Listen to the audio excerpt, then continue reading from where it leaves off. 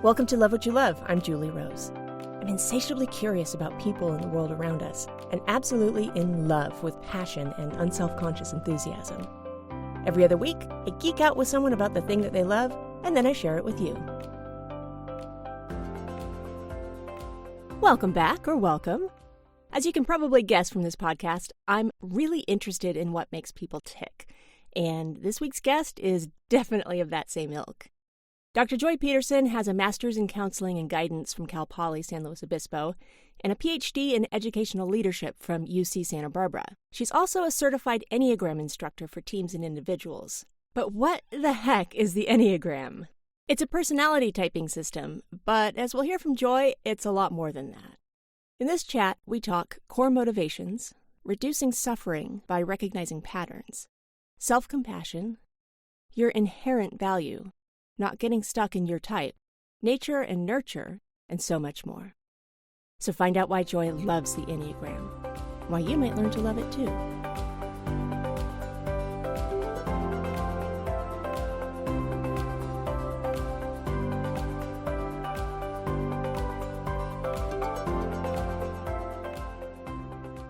Hello, Joy. Thank you so much for joining me today. Hello. Thanks for having me. I'm super excited to talk with you because I see Enneagram everywhere, and I have kind of a general idea about what it is, but you are an expert in it. Maybe we can start with what is the Enneagram and who developed it and when and why? Absolutely. So at its very basic level, the Enneagram is a personality assessment or tool like the Myers-Briggs or Strengths Quest or True Colors or Work Traits. You might be familiar with some of those.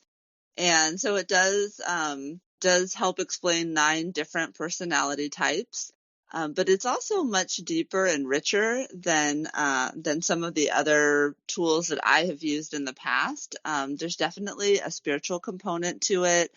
It dates back several centuries, so we're not exactly sure where it came from, but we know it was introduced in Europe in the 1920s, and then it made its way over to the United States in the 60s. And some of the early books on the Enneagram were written in the late 60s and 70s. So it's not a proprietary tool like some of the other things that folks might be familiar with, like Strengths Quest. Anyone can really adopt the framework, and beyond just the 9 personality types, there are many different levels of the Enneagram. So another thing that I love about it is it's very deep and rich, and like I said, it can even take on a spiritual element, which I think makes it unique from other just personality assessments. As someone who is working with a client, how would you use the Enneagram differently than you would administer like a Myers-Briggs? One of the things I love about it is with the 9 types, it's kind of like Goldilocks porridge, I say. So the Myers-Briggs has 16 combinations. Something like Work Traits only has 4 types, and so with the 9 types, it's a nice number, and also the different types really capture what I believe to be the essence or the core motivations of most people. So I would use the Enneagram with a client or a team to help them identify sort of their natural worldview. So how do we tend to see the world based on our core motivations, the strategies that we typically use to get our needs met, and then when does that trip us up? When does it get us in our own way and prevent us from achieving either our full potential or from living in alignment with our values? And for each of the 9 types, there is a way that we have a self-defeating behavior. So the thing that we want more than anything, we actually push it away based on the strategy that we're using to try to achieve that thing. And so when people recognize that, then they're able to name it and identify when it's happening by being present and grounded and mindful, and whether it's improving a relationship or having a deeper connection with their child or their partner or their teammates, or even just reducing their own suffering as they move through the world by recognizing some of their patterns and then having really deep compassion, around around our worldview. So there's a lot of benefits to it. And so depending on what my client is hoping to achieve, whether it's better communication on a team or a better partnership or even just less suffering. I work with a lot of clients who are in transition, whether it's a divorce or a career move or moving geographically.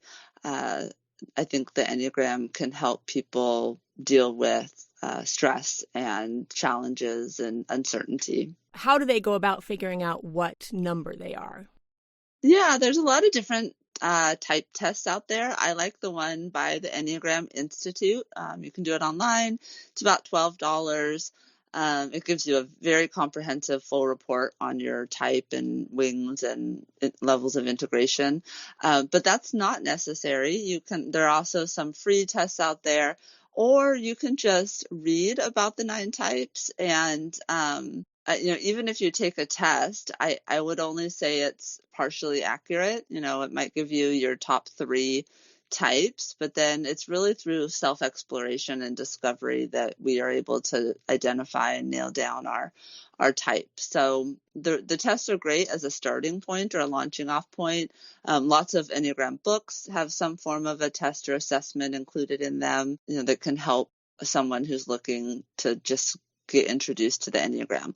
But even after a test, I would still encourage people to do a little more research and then decide for themselves what feels like the best fit. What's an overview of the types? Well, I can go through them quickly if you want. Yeah.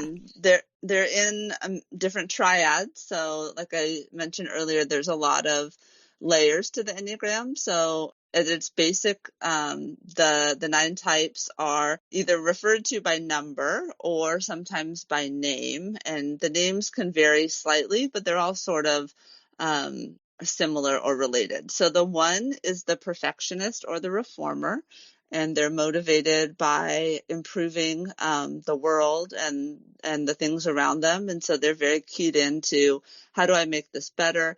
And what is the right way to do this? So they're one of the types that often has a very strong social justice lens. The 2 is the helper, and they're motivated by connection, and they really want to be in relationship with others. And so their superpower is knowing what others need. And the joke about the 2 is if they want to be your friend, you don't stand a chance, because the 2 will know what you need and they'll help you get it. The 3 is an achiever, and they're motivated by success, accomplishments, recognition. All of the different types put their value in some external thing. So the 3 puts their value in success. So part of the growth of the Enneagram is to recognize that we all have inherent value, and that our value is not based on how good or perfect we are or how accomplished we are. The 4 is the individualist or the creator or creative. They are searching for meaning, and they have an ability to hold really deep emotions for themselves and for others. And so if you're grieving or struggling, the 4 does not shy away from that. So they're great at being there for people in times of really deep and strong emotion. They also have they're very tuned into authenticity. So they have radar for people who are being inauthentic. The 5 is the investigator or the observer, and they're motivated by understanding. They really want to put all the pieces together. They love to do research. They're one of the withdrawing types, so they tend to retreat, and in particular, they retreat into their mind. So the 5 goes into their mind palace. And they're one of the types that can get stuck in analysis paralysis, where they feel like they just don't know enough to act. So the challenge of the 5 is to recognize that they are enough, they know enough, they're capable enough to go ahead and move through the world. The 6 is the loyalist or the loyal skeptic, and they are the only type that has 2 manifestations. Both of them are in relationship with fear. So in the phobic 6, the fear will cause them to have anxiety or anxiousness and create self-doubt. The counterphobic 6 actually appears more like an 8 and can be very bold, confident, and they're not going to let the fear overcome them. And so their approach is more like, I'm the only one I can trust, and so I'm going to do everything myself. But both types of the 6s are in some relationship to fear. The 7 is the enthusiast, and they are looking for fun, a good time, stimulation, freedom. They're great at thinking outside the box. It can be hard for them to finish things because they love to just move on to the next new thing.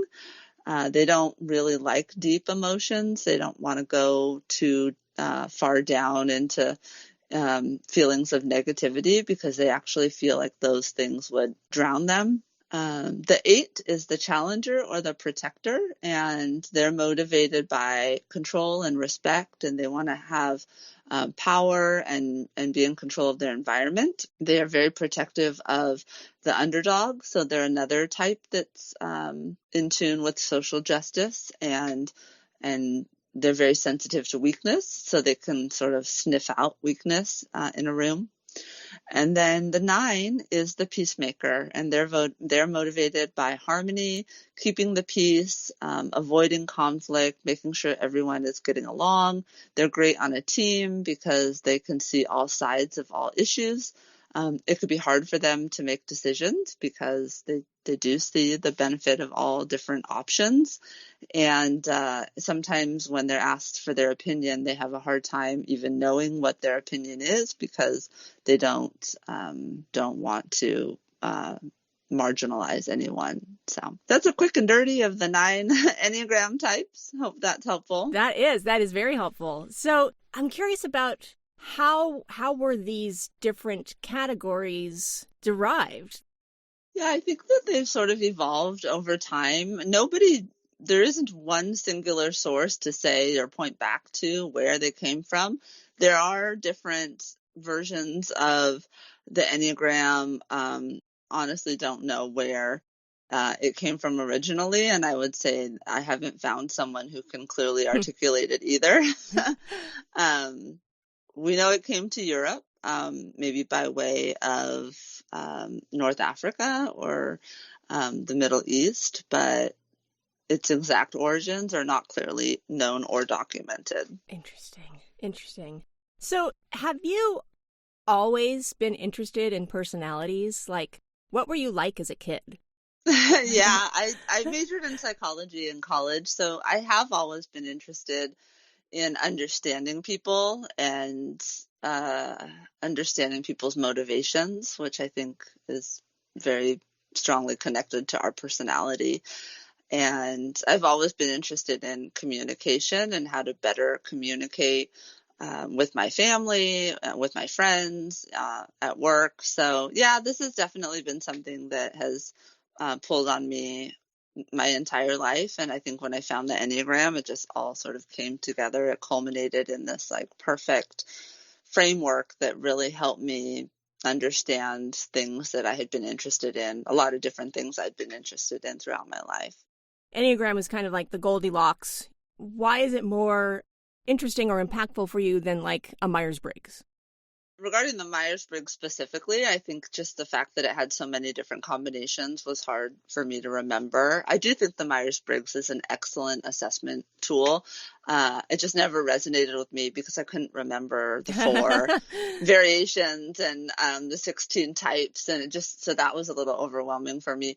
The Enneagram also has a spiritual component of it that really calls to me. So the idea is not that we get stuck in our type, which I think a lot of personality tools stop at that level. It's like, this is what you are, this is what you're good at, this is what you're not good at.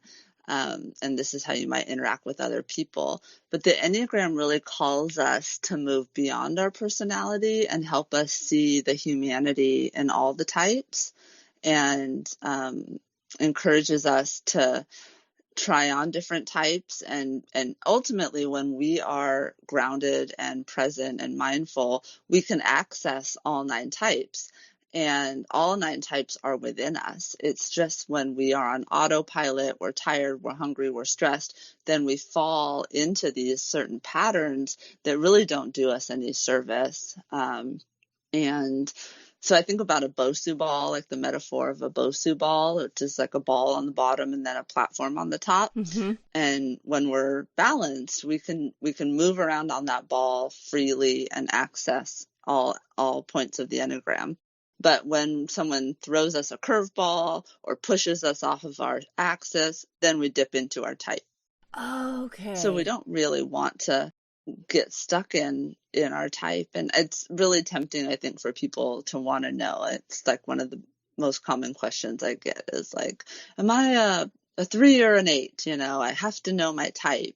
But the goal is, just we want to know what our patterns are, and then be able to recognize, have enough self-awareness to move beyond those patterns and not get stuck there.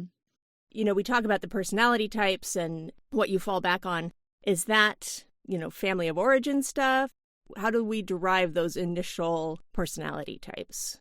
Yeah, it's both nature and nurture. So if you watch some kids, their personality is emerging very strongly. And so we're born with the disposition.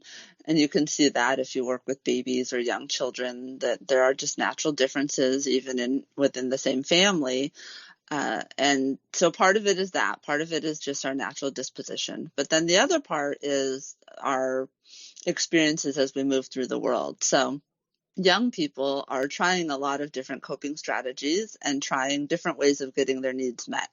So they might yell and scream, and if that gets their needs met, then they'll continue to yell and scream, and then that becomes part of their personality or their pattern.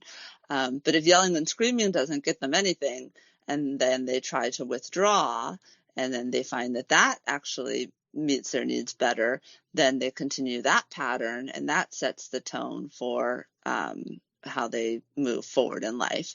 And then part of that, again, is overlaps with their disposition. So if I withdraw and that feels good to me because of my disposition, I'm very likely a withdrawing type. So it's both. And I caution people not to type young children too quickly. And really, we shouldn't type anybody because there are similar behaviors in the different types that are common, but we never really know what someone's core motivation is. So if somebody walks into a room and they kind of hang out in the corner and they're withdrawing, it could be that they're one of the withdrawing types, or it could be that they're an 8 and they're just trying to assess who has the power in the room before they take action. So we can't assume based on people's behaviors what their type is. But if we know their type, I think that can help us then better understand how they see the world. And it's kind of how they see the world at a core level. Yeah, because somebody who's highly integrated, it would be difficult to know what their type is because they would choose a behavior that's appropriate for the situation. So if a situation calls for a certain action, they would be able to, again, pull from all 9 types to know what interaction is going to be most appropriate. So got it. Yeah. So it's a starting point to understand how you get your needs met when you're not feeling integrated. Mm-hmm. Okay. All right. Thanks. I'm just trying to like make sure I understand. So that's another question. So you kind of caution that it's hard to know what number Enneagram someone is, but can you, having done this for a while, can you fairly quickly kind of suss that out? I can usually narrow it down to like 2 or 3 that I think might be. But again, you'd have to really ask somebody what their dominant, like I might think someone is between a 9 and a 1. So I would have to ask them, what do you want more than anything? Do you want perfection and rightness, or do you want peace and harmony? And that person might have to think about it for a minute before they even have the self-awareness to say, actually, if I had to choose, one of the examples I love to give is the 2 and the 9 are often mistyped. They're very similar. They're both people pleasing. So the question I use to help someone try to determine if they're a 2 or a 9 is, if you had to go on a dating site, would you be more worried about being rejected, or would you be more worried about having to reject someone? And the 2 is worried about being rejected, while the 9 is more worried about rejecting someone. So it's those kind of ultimatums where it's like, what is the thing that you feel more compelled to do or against? And that can sometimes determine what your actual type is. Now, it says on your Instagram profile, which is Enneagram Clarity, that you are a 5W4. So what does that mean? So I'm a 5-wing 4. The wings are another layer of the Enneagram, and they can only be the types on either side of you. So they're not your second type or your second leading type. They're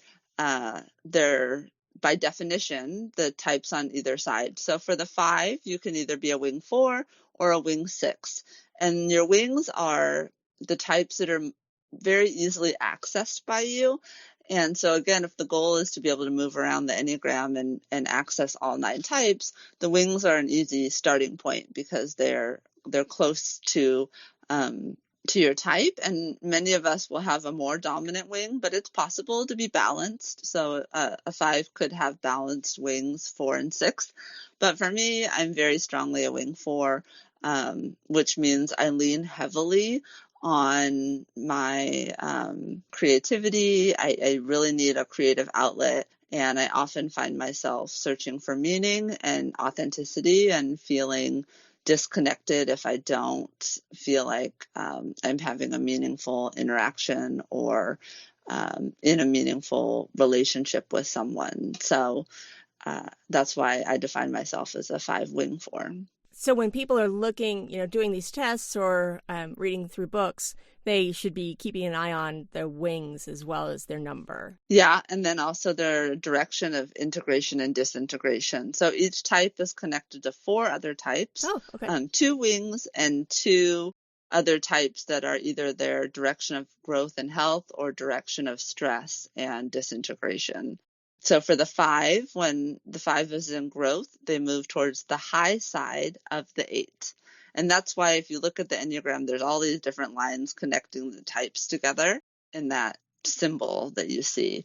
And the direction of stress for the 5 is the low side of the 7. So I can assess myself when I'm thriving and doing really well. I feel confident, which is, again, the high side of the 8.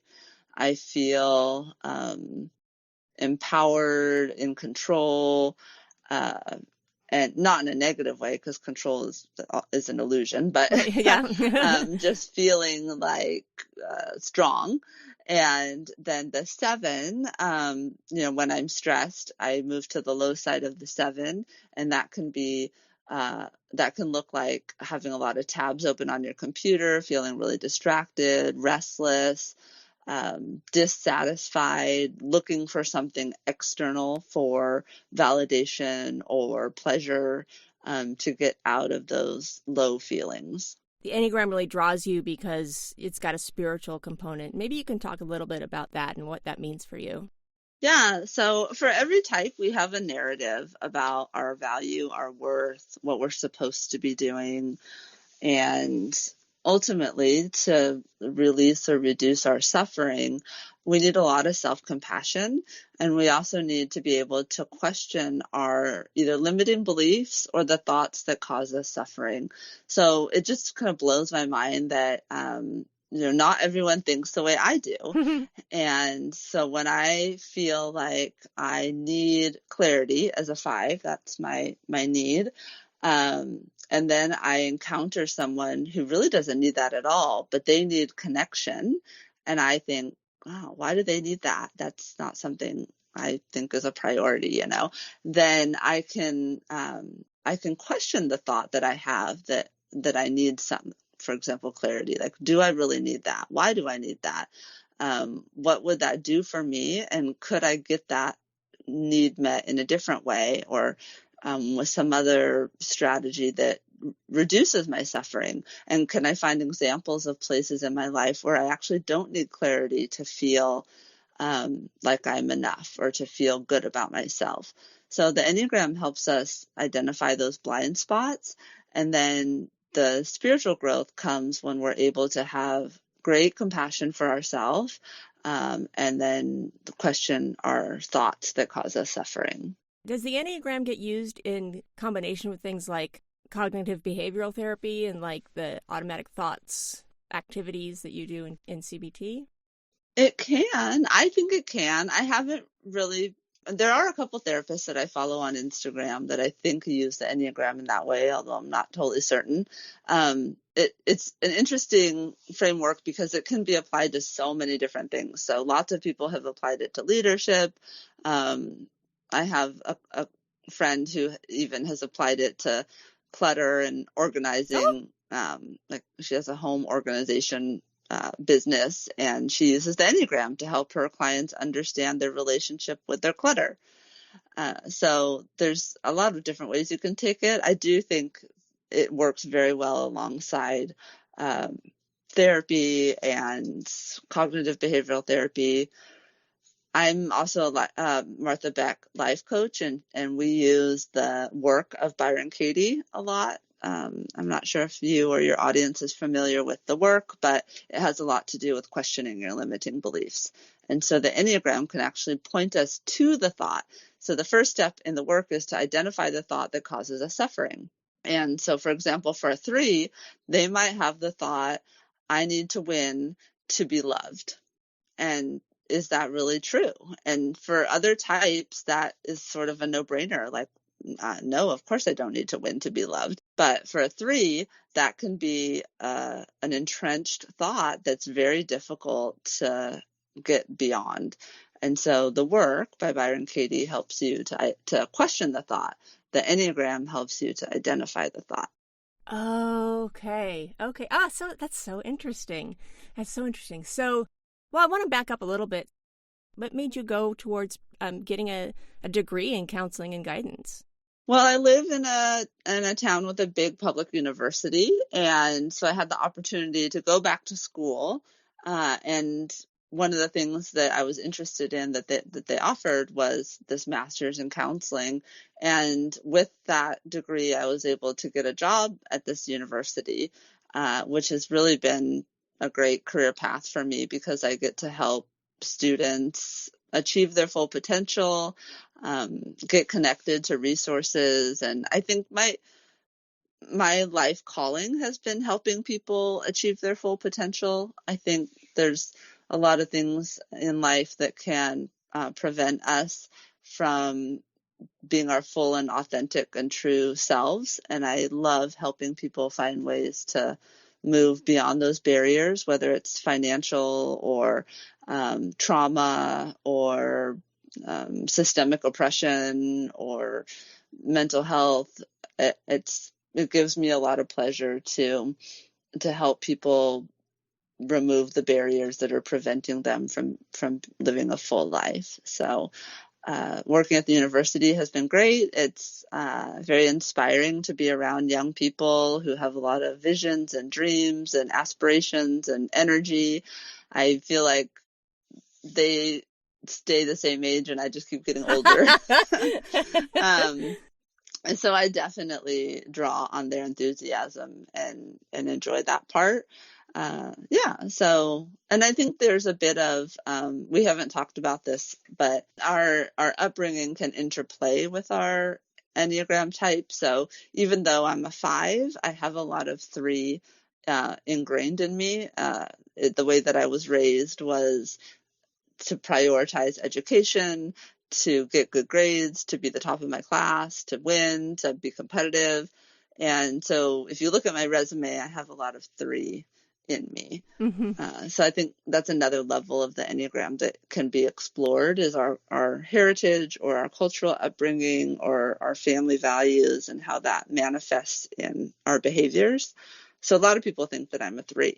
I think that's just more based on the way that I was rewarded in my upbringing. So you got a certain need met in that way, but your kind of Absolutely. core needs are really around being a Mm-hmm. 5. Yeah, exactly. Okay, got it. Now, it seems like Enneagram has had a real renaissance, I guess, maybe in the last 10 years, maybe even. But so what's driving that? What do you think that's about? Well, I know it's been picked up by a lot of faith-based groups, so it could be that that's driving the popularity, but it could be something else too. I think it's kind of funny that the Enneagram is so popular on Instagram. I have a theory that the 9 types play really well into the Instagram feed Oh, that is laid out in 3s.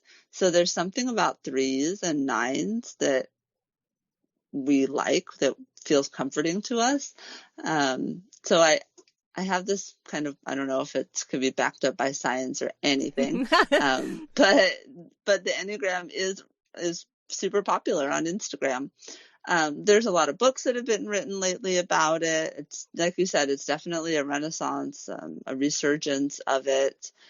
And I think being at home, sheltering at home or in quarantine these last 15 months, people have spent a lot of time online, and these communities have grown. And I think other communities have also grown online in the last year and a half. But the Enneagram is definitely one of them. what are some of the misconceptions about the Enneagram that just drive you crazy? Oh, gosh. I mean, there are some common misperceptions that they don't necessarily drive me crazy, but I know the wings is something that folks struggle with understanding, by definition, that the wings are only the types on either side. I think what maybe drives me crazy more than anything is the idea that we would identify our type and then that would be the end of our journey. I see when people really feel like they've nailed down their type, it's like a security blanket. It feels good. It feels like for the first time in my life, I'm finally seen and understood and valued. And there are words, somebody has been able to put words to my inner thoughts. And that is just such a good feeling. And so we kind of scroll through Instagram looking at all the, I might look at all the 5 memes and posts and be like, oh my gosh, that's so me. I'm totally a 5. And if we stop there, then we're really missing out on the full breadth and potential of the Enneagram, because I don't see a lot of people talking, at least on social media, about the spiritual growth that can happen when we integrate, and our ability to see humanity in other types. I think when we start to get entrenched in our type, we have the temptation to view our type as better, or, I mean, a lot of people don't like their type when they read it. They're like, oh, this is the worst type. But to some degree, just accepting, well, this is the way I am, this is how I see the world, isolates us from connecting with other people and other types. And so I think the first step of that journey beyond entrenching ourselves is learning about other types so that we can better understand other people, and then trying to integrate all of those strengths and values into our own way of moving through the world. Have you had a situation either with a team or with a client who's like, that's not me, they just won't accept the results or won't buy into it? Yeah, there are definitely people who don't like to have any labels put on them. So that's the most common resistance that I've found. Most people who come to the Enneagram or seek my services are wanting to either change or become more self-aware. So it would be kind of rare that someone would seek self-awareness and then reject the True, information. But I do know, like, when I go to present to teams where it's like someone's hired me and then told the team, like, this person's going to come in and work with us, there are often folks who are like, I don't put labels on myself, or I don't believe in personality tests, or nobody can put a label on me. I'm totally unique. And so some people are at that point. I think, again, beyond the label and the type, the most important part of the growth is building self-awareness. So I might not be able to nail down my type, but if I recognize that when I'm faced with a conflict, I tend to raise my voice, and other people think that I'm yelling and I don't, that's really valuable information.